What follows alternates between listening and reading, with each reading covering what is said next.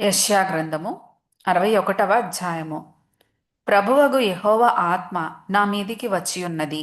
దీనులకు సువర్తమానము ప్రకటించుటకు యెహోవా నన్ను అభిషేకించెను.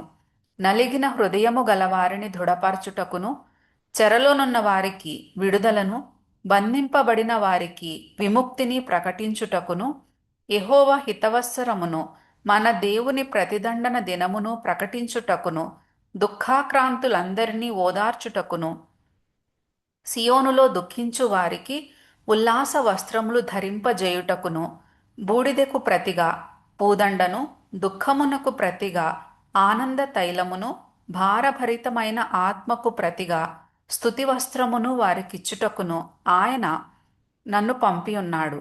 యెహోవా తన్ను మహిమపరచుకొనున్నట్లు నీతి అను మస్తకి వృక్షములనియు యెహోవా నాటిన చెట్లనియు వారికి పేరు పెట్టబడును. చాలా కాలము నుండి పాడుగానున్న స్థలములను వారు కట్టుదురు. పూర్వమున పాడైన స్థలములను కట్టుదురు. పాడైన పట్టణములను నూతనముగా స్థాపింతురు. తరతరముల నుండి శిథిలములయ్యున్న పురములను బాగుచేయుదురు. అన్యులు నిలువబడి మీ మందలను మేపెదరు. పరదేశులు మీకు వ్యవసాయకులును మీ ద్రాక్ష తోట కాపరులును అగుదురు.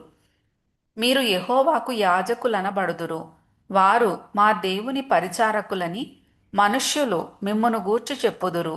జనముల ఐశ్వర్యమును మీరు అనుభవింతురు. వారి ప్రభావమును పొంది అతిశయింతురు. మీ అవమానమునకు ప్రతిగా రెట్టింపు ఘనత నొందుదురు. నిందకు ప్రతిగా తాము పొందిన భాగమును అనుభవించి వారు సంతోషింతురు. వారు తమ దేశములో రెట్టింపు భాగమునకు కర్తలగుదురు. నిత్యానందము వారికి కలుగును. ఏలయనగా న్యాయము చేయుట యెహోవానగు నాకిష్టము. ఒకడు అన్యాయముగా ఒకని సొత్తు పట్టుకొనుట నాకు అసహ్యము.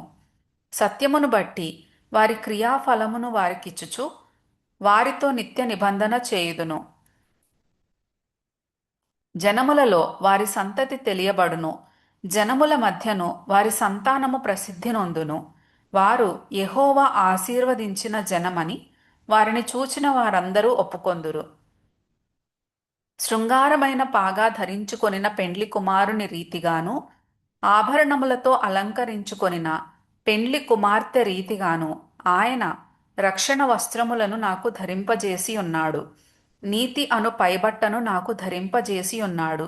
కాగా యెహోవాను బట్టి మహానందముతో నేను ఆనందించుచున్నాను. నా దేవుని బట్టి నా ఆత్మ ఉల్లసించుచున్నది.